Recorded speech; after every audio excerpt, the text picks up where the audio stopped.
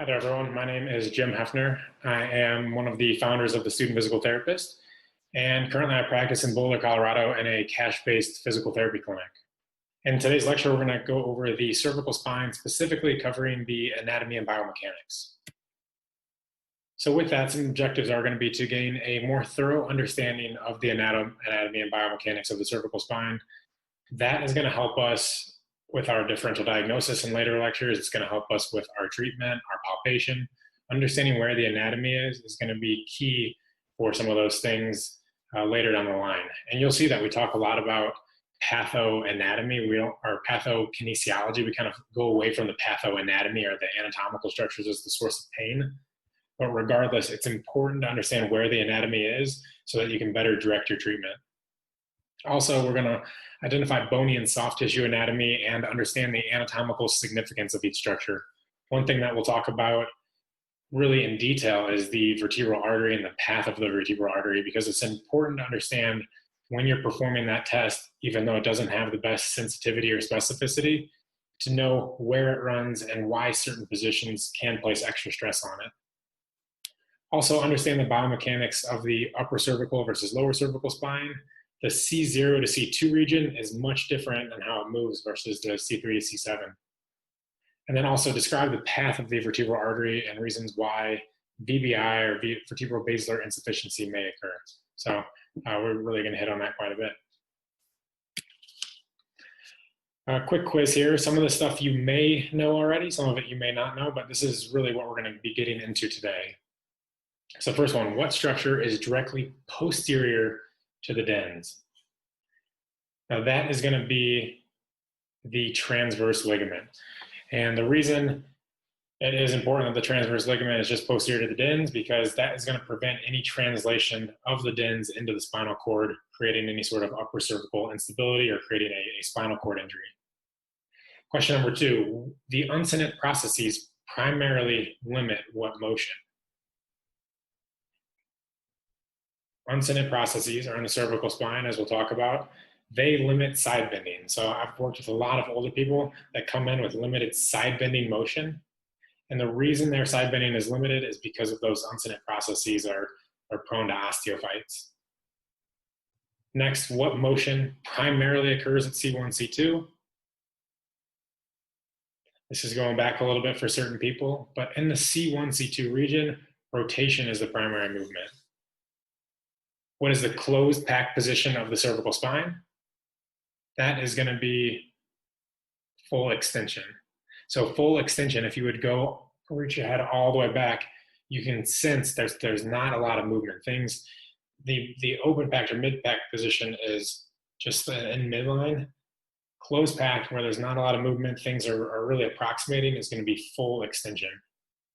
And question number 5, the final question.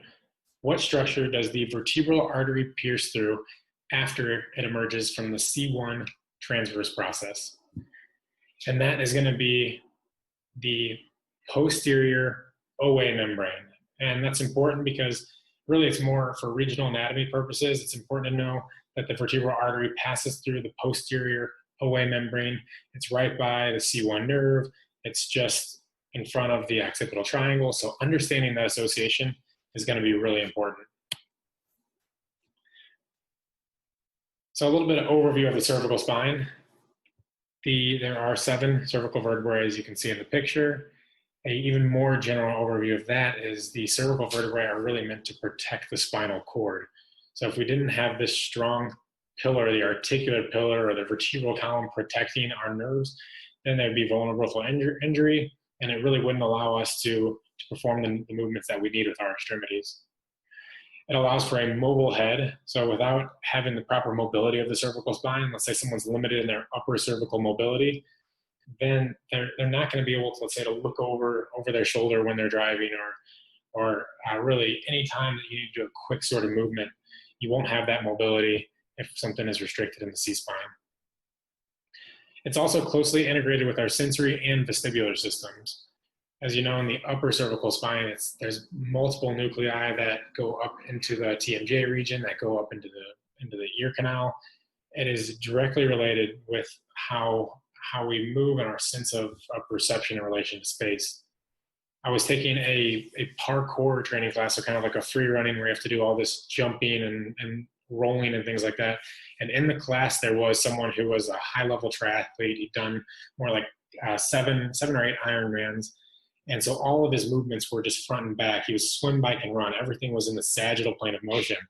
And really what happened with him is that he lacked the ability to integrate his vestibular system in a different movement. So he had trouble with rolling type movements, and he was getting really dizzy when he would have to jump and then do a rolling motion.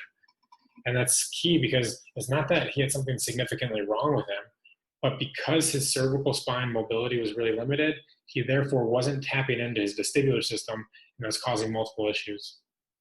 And also, as an overview, the origin of the entire peripheral nervous system, as well as primary circulatory structures, pass through this region. So the carotid arteries, the vertebral artery, jugular veins, everything is going to be passing through this region. So we need to make sure that it's well protected.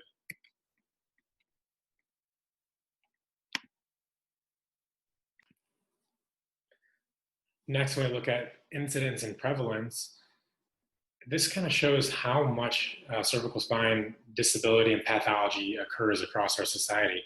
So roughly about 22 to 70%, so a huge number of people are going to have neck pain at some point during their lives. That shows that it's just really across the board whether or not you will get neck pain.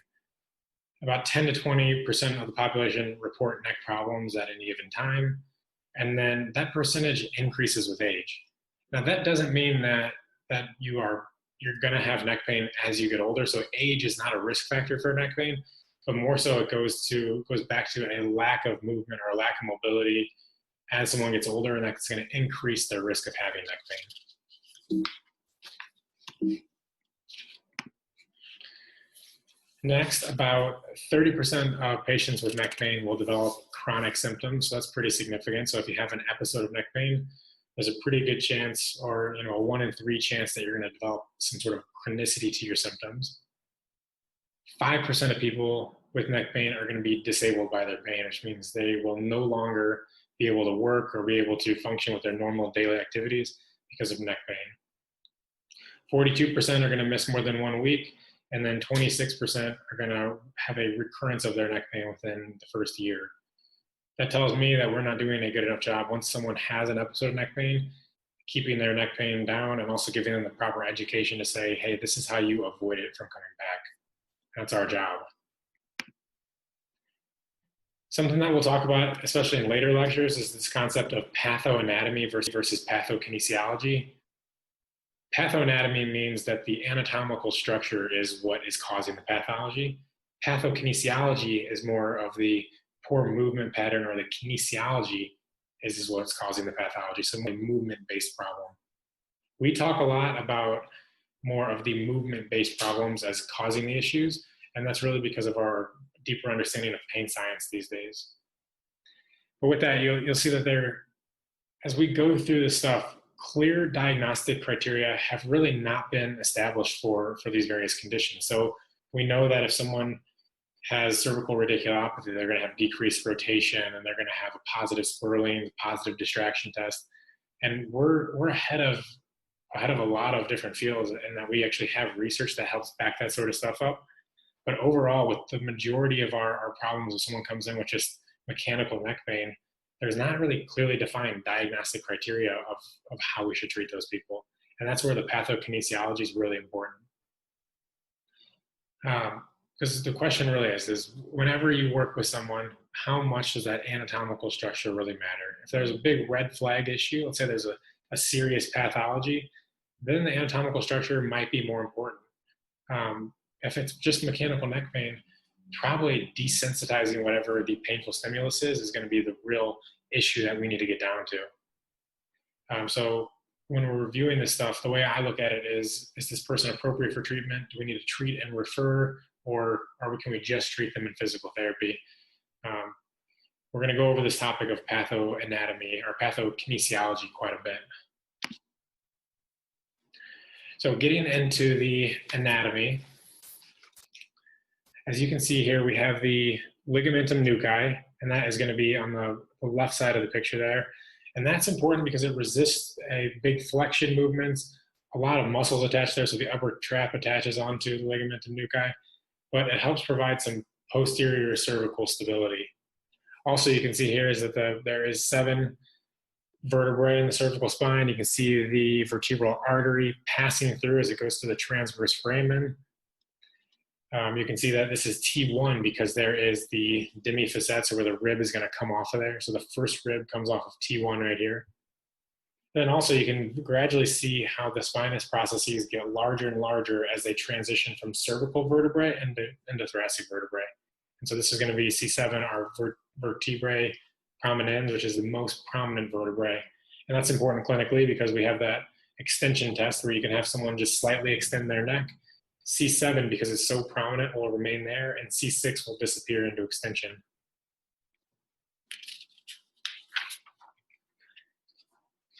Okay, and the next picture here, this is an anterior view of what you see in the cervical spine. So you can see at the very bottom center here, the anterior longitudinal ligament, and that is then going to turn into the anterior AO membrane. So you have your anterior longitudinal ligament, which resists extension of the cervical spine or extension of the spine in general. That is then in the upper cervical spine, turning into the anterior AO membrane. This provides anterior and posterior translation, but the anterior AO membrane, along with the posterior OA membrane, AO membrane, which we'll show in a second, are also important for vertical translation. So understanding those differences, but just know that the anterior longitudinal ligament is going to turn into the anterior OA membrane as it goes up into the upper cervical spine.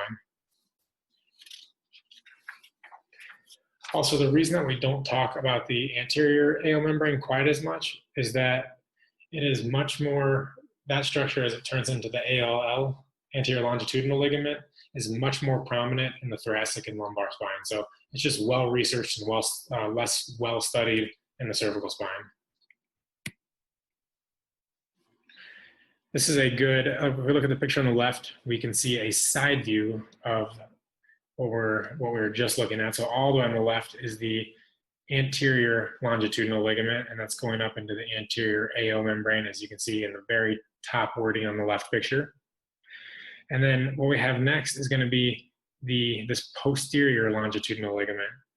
And then deep to the posterior longitudinal ligament, if you go over to the right side of the picture, is where you're going to see the cruciate ligament, the transverse ligament here, and you'll also see another view of the posterior longitudinal ligament.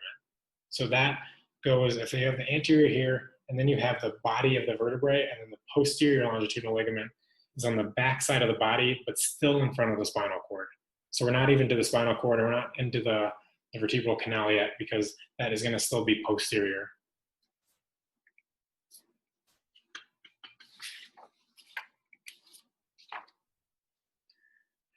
Another view of from the posterior side here, you can see the posterior AO membrane, and that's going to be a continuation of the posterior longitudinal ligament. So the posterior longitudinal ligament is going to resist spinal flexion, cervical flexion also, but then the posterior AO membrane is going to be that upper continuation of the posterior longitudinal ligament.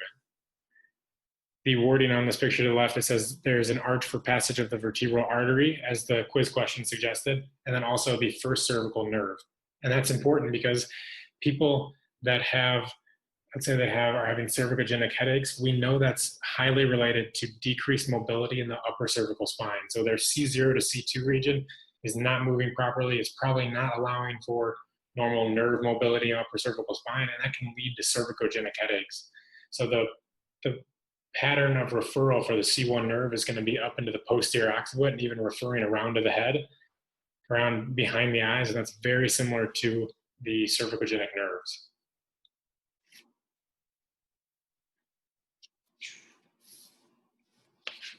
There's a more clear picture of the suboccipital nerve right here, and then you can also see the vertebral artery on my cursor as it wraps right around the posterior arch of C1 and then goes through the posterior AO membrane.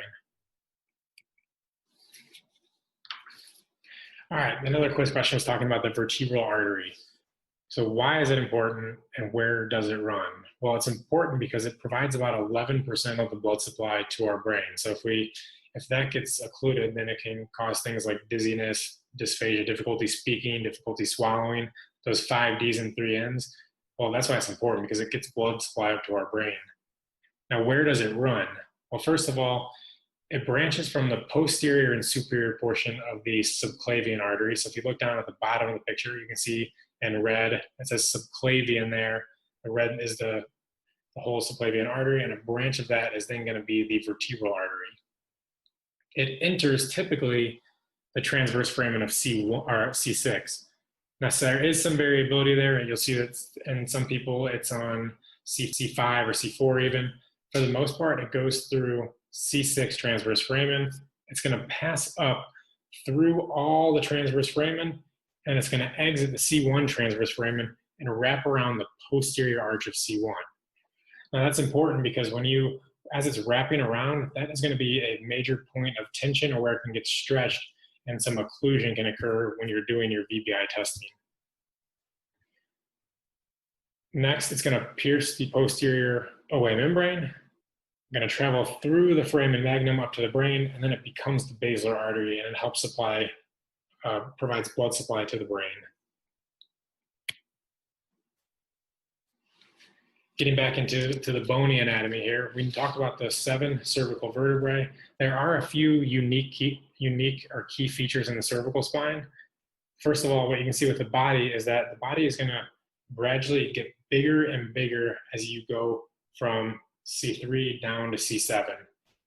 Also, along the sides of the body are those uncinate processes here. So they're also called the joints of Luschka.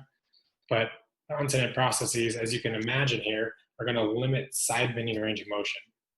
Moving laterally to that, we have our transverse process. And between the body and the transverse process, you're going to have our transverse foramen. The transverse foramen are unique to the cervical spine. They house the vertebral artery. I don't really think they hold much function other than providing a stable place for the vertebral artery. A little bit more anatomical association, you can imagine that on the front of the body, so the very top of the picture is where the anterior longitudinal ligament would be. On the back side is the posterior longitudinal ligament. And then this big space here is for the spinal canal, spinal cord. Finally, we have bifid spinous processes in the cervical spine, which are gradually going to transition into just a single point spinous process as you get down into the thoracic and lumbar spines. From a side view, you can have a good vantage point of the facet joints. Now, when looking at this picture, where is this snapshot taken from? Is this cervical, thoracic, or lumbar? Well, based on several factors, I know that this is going to be a thoracic vertebrae. First of all, we can see the demifacets for rib heads, and we know the ribs are going to be in the thoracic spine. Also, you can see the sharp angulation of the facet joints. In the cervical spine, the facet joints are angulated more at 45 degrees in the frontal plane. So in this picture, you can see how they're much more upright. In the cervical spine, those things are going to be angled at about 45 degrees. So when you flex forward, they're going to go this way. Extend backwards, it's going to go that way. And then rotate, there's going to be variable amounts of movement of opening and closing too.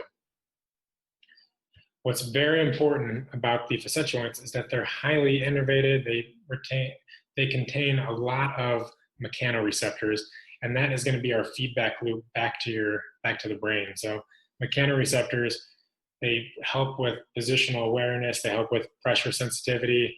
So they're going to be when someone's having a lot of pain, it could just be, let's say they have a crick in their neck. Well, likely for whatever reason, that facet joint could have been put on a prolonged stretch or is receiving too much compression, but how the mechanoreceptors are being stimulated has been altered, and we need to retrain that movement to restore normal strength and restore normal range of motion. In the cervical spine, the facet joints are going to face posterior and superior. The superior facet joint is going to face posterior and superior like this, and it's going to match the inferior facet, which is going to face anterior and inferior. So if you would look at a picture of a cervical facet, just know that how they face is really more in the posterior superior and anterior inferior directions. All right, I've briefly mentioned these uncinate processes before.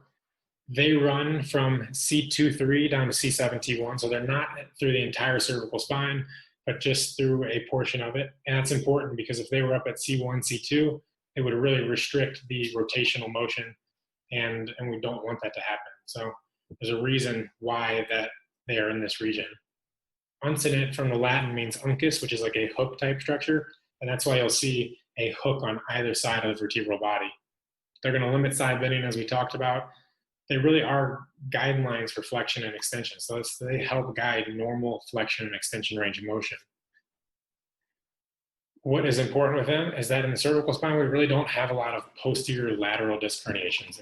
If there is a disc herniation in the C-spine, it's going to be more directly posterior, and that's because they help block any posterior lateral herniation of the discs.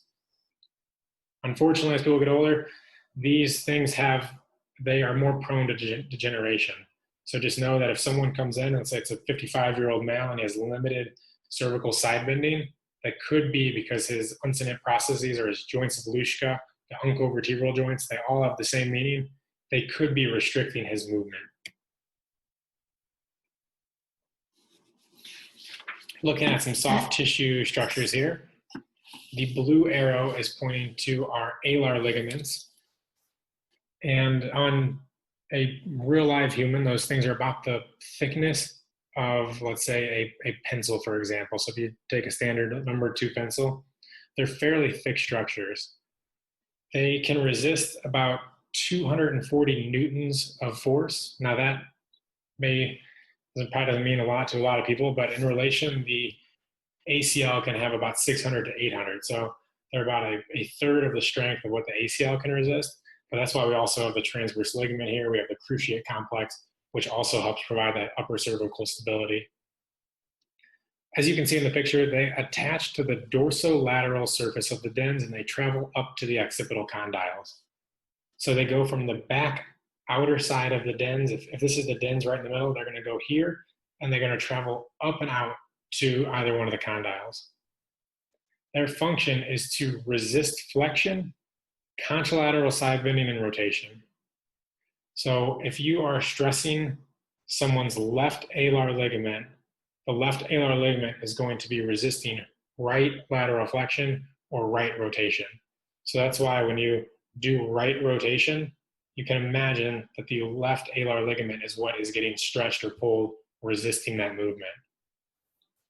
Along with the transverse ligament, it is one of the key stabilizing structures in the upper cervical spine, so it's very important. Personal clinical example here, I was recently working with a young woman who really had no significant past medical history, a car accident a long time ago, but she said, please be careful. When anyone distracts my neck, sometimes I get blurry vision and I lose eyesight in my right eye.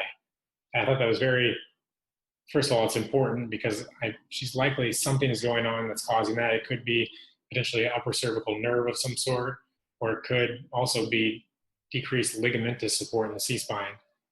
I did an alar ligament stress test to both sides, and I found laxity on her right side, which is also the side that was causing the neurodistribution, the neuro deficit that was leading to the visual eye field loss.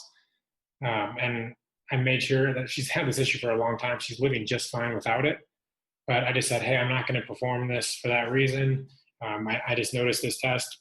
Have you experienced any other signs or symptoms that are associated with this? She hadn't been, but my treatment really was just to stay away from any sort of upper cervical mobility or any upper cervical manipulations. Next, what you can see here is the cruciate ligament or the cruciate ligament complex. So cruciate means cross, so that's why it's that cross-shaped structure right where the center of the blue arrow is at. This includes the transverse ligament. That's the biggest and most important ligament in the upper cervical spine.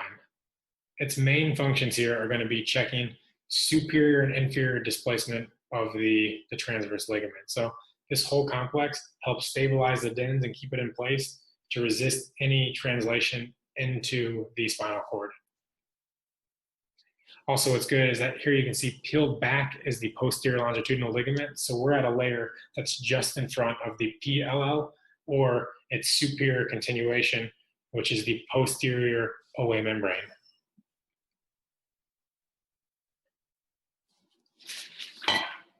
A little bit better picture of this, we have our transverse ligament, and as I mentioned before, it holds that dens in place. So if this is the dens here, anterior, posterior, the transverse ligament is going to be back here, and the spinal cord is just behind that. So let's say someone has a quick whiplash accident, that is going to keep it from pushing posteriorly. Prevents anterior translation of C1. So posterior translation into the spinal cord are really the opposite as resisting the anterior translation. As you can see, it attaches to the lateral masses of the atlas. So you have your atlas, then your axis. And so this is really, it helps stabilize the dens. C1 is what it prevents, okay? It doesn't attach onto C2, down onto the axis. If injured, AA instability will exist. AA instability can present in a number of different ways. That could be any sort of fracture, that could be a spinal cord injury. The treatment for that is going to be different based on what the imaging shows, and also really we're not going to be treating them at this point. So sometimes they'll need surgery, other times they'll just need some sort of stabilization. But just know that this is out of our hands for a while, most likely if someone has a transverse ligament issue. Getting into a few muscles, and we won't cover this too in depth, but the ones that's shown in the picture, that's going to be our scalene muscles. So we have anterior, middle, and posterior scalenes. The scalenes, they have a function of either helping move the neck or they're going to help fix the ribs. Now, one issue with that is that they can, because the anterior middle scalenes attach onto the first rib, they can provide a superior directed pull on the ribs and cause some sort of rib dysfunction. In the picture here, you can see the posterior scalene goes also down to the second rib. So I had thoracic outlet syndrome personally, where they had to go in and remove my first rib, and the surgeon just chose to cut out my anterior middle scalene. So I lack those structures, and those are important. Yes, they help stabilize the rib, but they also help with cervical rotation. So my cervical rotation going to the right feels much more limited. It just feels like I'm missing some sort of that movement. So I'm lacking some anterior stability on that side. Other muscles that aren't highlighted in the picture, but you can see the longus colli, the longus capitis, the rectus capitis anterior and lateralis. These are going to be our deep cervical stabilizers, or our deep neck flexors. Those ones that run right along the spine, those are the muscles that are really going to help keep our neck long, prevent any sort of buckling or hinging that often eventually tends to lead to pain. And then finally, we have on the posterior side, which there's no picture of this here, but it's our suboccipital muscles. And these are really important for fine-tuning of positional changes. So everyone, place your hands on the back of your neck. And what I want you to do is look to the left and then look to the right. So just your eyes, don't move your whole head. And you'll actually feel small movement occurring in those suboccipital muscles. And that shows how directly related your upper cervical spine is to your vestibular system, to upper cervical, or to head and neck movement.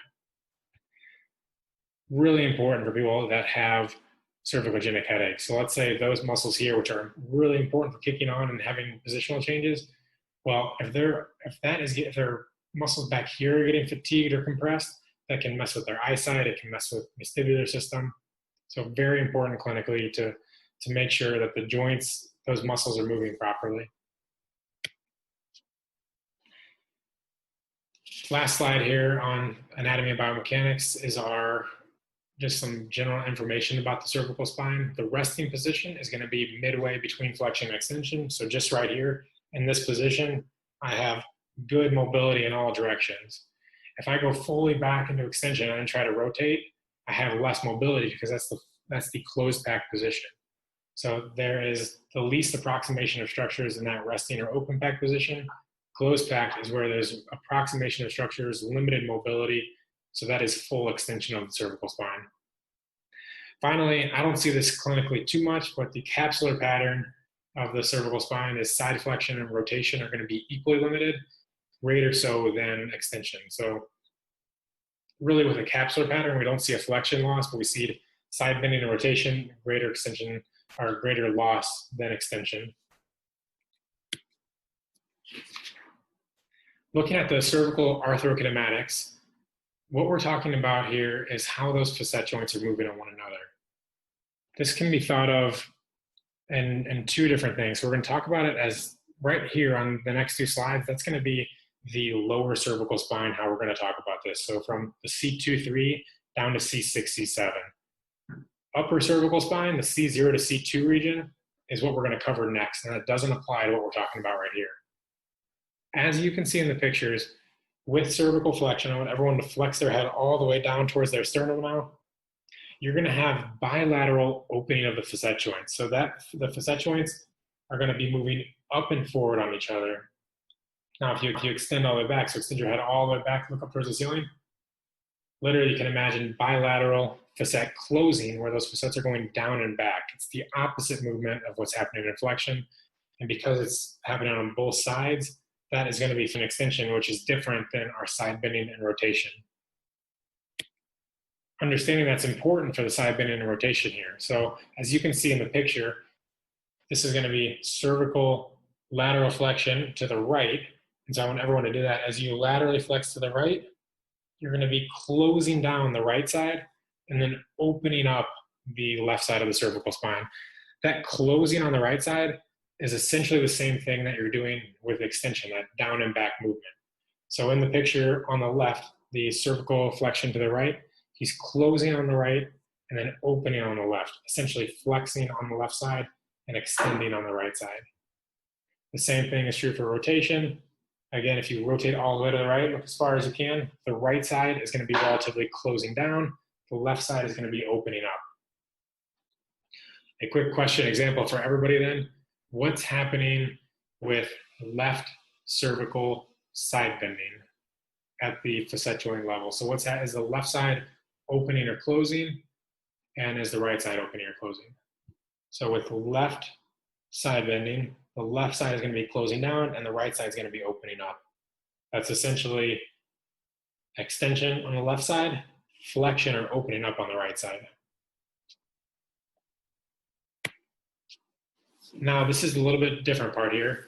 The OA joint and the AA joint have completely different arthrokinematics. And we're going to get into that after a brief talk about the anatomy. First of all, the atlas has two ellipsoid concave joint surfaces that are going to face medial and superior. And that's going to accept the occiput. It's going to match where the occiput's facing. So you can imagine if this is my atlas, these are my big surfaces that are going to accept the occipital condyles. So because they're facing medial and superior, the occiput is going to be convex and it's going to face lateral and inferior. Now here we have a convex on concave surface, so we know arthrokinematically that it's going to move in opposite directions. The OA joint primarily allows for 2 degrees of movement. That's going to be flexion and extension being the primary ones. So that upper cervical nod is what occurs at the OA joint. But there's also a small amount of side bending, and we're going to look at that side bending component when we talk about the arthrokinematics. Rotation is negligible because we need that rotation to come from C1, C2. If we're having, there's just not movement, if we look at the bone-on-bone structure, for rotation to occur at the OA joint. The bottom picture here, that is more for a clinical standpoint. You should know that side to side, those transverse processes, when you're doing your palpation here and you're looking at how wide the C1 transverse process is, it's about 90 millimeters apart. A lot of times when people are first palpating, they're gonna, they move just lateral to the spinous process and think they're on the transverse process. Know that to find that, you're gonna be way out here, just inferior and anterior to the mastoid process. So those things are pretty wide, about 90 millimeters.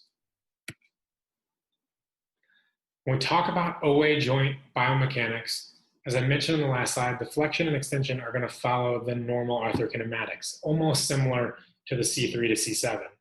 So with upper cervical flexion, everyone doing up just a chin nod or give yourself a double chin.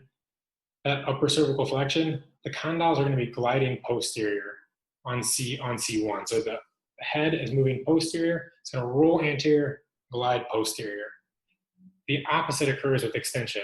with extension, upper cervical extension, the condyles are going to be gliding anterior. So it's going to roll posterior, glide anterior, or relative, if you would look at that as a mobilization, you'd have to do an anterior mobilization at the OA joint, which I don't know why you rarely, I don't think I've ever seen anyone who needs an anterior mobilization. Too many people sit in upper cervical extension already. And so we need to promote more posterior gliding of the OA joint.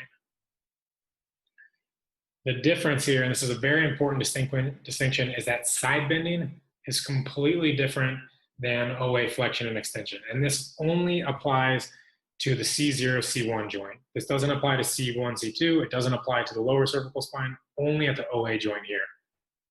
With right cervical side bending, the right occiput is going to travel what we say the acronym MIA and LIP. So with right cervical side bending, it's going to travel MIA. So just a small upper cervical side bend to the right. The right side is going to go medial, inferior, and anterior. And then the left side is going to go lateral, posterior, and superior. If you're assessing side bend in the clinic and you go all the way over here, you're doing way more than upper cervical or OA side bend. It's just a small, 5 degrees. You can barely see that movement, but it's going to have this composite motion of, if it's right cervical, upper cervical side bending, it's going to go MIA on the right side and then lips on the left side. Opposite occurs the other way. If it's left cervical side bending, it's going to go MIA on the left side, medial, inferior, and anterior, and then lateral, posterior, superior on your right side. So for OA side bending, remember the acronym, MIA has nice lips. And then finally, the AA joint, or the atlantoaxial joint, which is C1, C2, is our joint for rotation. So all of that movement is going to be happening around the dens, and this joint is set up for rotation. If we just talk about the bony anatomy, the inferior surfaces of C1 are biconvex. So if you have the big condyles here, the inferior ones are also convex. And it's going to match up on C2 to a biconvex surface also. But fortunately, in that region, we have cartilage buildup on both the inferior part of C1 and the other part of C2 where it meets it. And those actually turn into a concave on concave situation. Doesn't matter too much because rotation, or that rotary movement, is what's really important in this region. But just know that the bony structures are going to be different than what the cartilage actually looks like, changing the anatomical orientation. There is 2 degrees of freedom here. We have transverse plane movement, which is going to be our primary one, so into rotation, and we also have some sagittal plane movement, just a very small amount. That is a pretty quick and dirty overview of the cervical spine anatomy and biomechanics. If you have other questions on upper cervical mobility or how to check for upper cervical motion, specifically the arthrokinematics, please check out the bonus links below where Chris has an article that looks at how the C0 to C2 region moves in relation to the C3 to C7 region. Please reach out if you have any other questions, and we'll see you in further lectures.